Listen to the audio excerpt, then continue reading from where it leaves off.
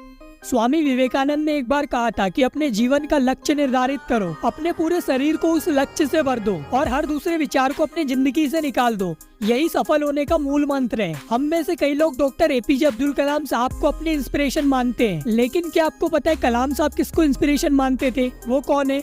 वो है स्वामी विवेकानंद। और सिर्फ यही नहीं बल्कि निकोला टेस्ला, सुभाष चंद्र बोस, लाल बहादुर शास्त्री और कई सारे लेजेंड ऐसे हैं जो स्वामी विवेकानंद को अपनी इंस्पिरेशन मानते हैं। आज हम स्वामी जी के जीवन की 2 कहानियों को डिस्कस करेंगे जो आपको सफल होने में बहुत हेल्प करेंगी। एक बार स्वामी जी अमेरिका के जंगल में घूम रहे थे, तभी उन्होंने देखा कि पुल पर खड़े कुछ लड़के नदी में तैर रहे अंडे के छिलकों पर बंदूक से निशाना लगाने की कोशिश कर रहे हैं। किसी एक का भी निशाना सही नहीं लग रहा था। तभी उन्होंने एक लड़के से बंदूक लेकर खुद निशाना लगाने लग गए। उनका पहला निशाना बिल्कुल सटीक लगा। फिर एक के बाद एक 12 निशाने उन्होंने बिल्कुल सही लगाए। लड़कों ने आश्चर्य से पूछा कि आप ये कैसे कर लेते हैं? स्वामी जी बोले, तुम जो भी कर रहे हो अपना पूरा दिमाग सिर्फ उसी काम में लगाओ।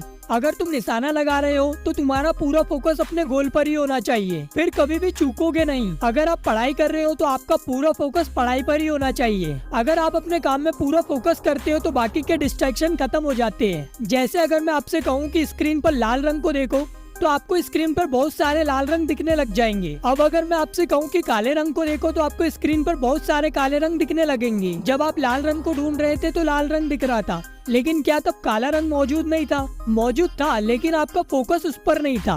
आप जिस चीज पर फोकस करने लगते हो आपको वही दिखने लगता है। आपने कई बार नोटिस किया होगा कि आप जब रील स्क्रॉल करते हो तो आपके मूड के अकॉर्डिंग रील्स आने लगती है। तो क्या इंस्टाग्राम को पता चल जाता है कि आपका मूड कैसा है? हाँ, वो पिछले रील को एनालाइज करके फिर बाद में वैसी रील रिकमेंड करते हैं, ये अलग बात है। लेकिन जब आप उदास होते हो तो आपके पास सैड वाली रील आने लगती है। जब आपका ब्रेकअप हुआ हो तो ब्रेकअप वाली रील आने लगती है। ऐसा हमें लगता है, लेकिन ऐसा है नहीं। आपके पास पहले जैसी रील आती है, लेकिन जिस टाइप का आपका मूड होता है आपका वैसी रील पर फोकस जाता है। यहाँ पूरा खेल फोकस का है। मैं अगर अभी आपको कहूँ कि इंस्टा पर जाओ और मोटिवेशनल कोट देखो तो 2-4 मिनट के बाद आपको मोटिवेशनल कोट मिल जाएगा। सारी चीजें आपके फोकस पर डिपेंड करती है। जिस चीज पर आप फोकस करते हो आप उस चीज में महारत हासिल कर सकते हो। एक बार एक आदमी स्वामी जी से बोला, मैं मेहनत तो बहुत करता हूँ लेकिन मुझे सफलता नहीं मिलती, क्या करूँ? इस पर स्वामी जी ने बोला, जाओ अपने कुत्ते को सैर करा कर लाओ। जब वो वापस आया तो कुत्ता बहुत थका हुआ था, लेकिन उसका चेहरा चमक रहा था। इसका कारण पूछने पर उसने बताया कि कुत्ता गली के कुत्तों के पीछे भाग रहा था।